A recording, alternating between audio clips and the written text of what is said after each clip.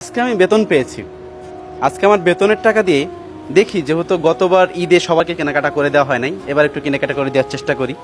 1,000 টাকা দিয়ে মায়ের একটা শাড়ি না দিলেই নয়, 1,000 টাকা দিয়ে বাবার একটা পাঞ্জাবি না দিলেই নয়, এবং ছেলে মেয়ের জন্য 2,000 টাকা বরাদ্দ করা হলো।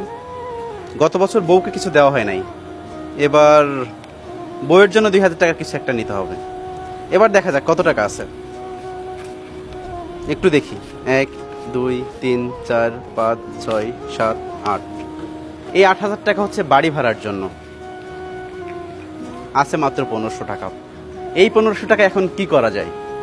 না সেমাই চিনি হবে, না নিজের জন্য কিছু কেনাকাটা হবে, না মাংস কেনা হবে, কি করা যাবে? কি বুঝলেন? এটাই হচ্ছে 90% মধ্যবিত্ত পরিবারের জীবন। সবাইকে সব কিছু দিবেন বেতন পাওয়ার পরে, কিন্তু নিজের জন্য কিছুই হবে না। নিজে যে পরে মাংস কিনবেন, এটাই শেষ পর্যন্ত হয় না।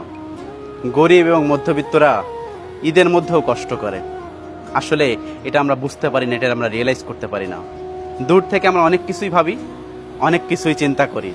একবার পাশে গিয়ে দেখবেন তারা কতটা কষ্ট নিয়ে ঈদ যাপন করে। ঈদ সুখের, সবার পাশে দাঁড়াই। সবাইকে অগ্রিম ঈদ মোবারক।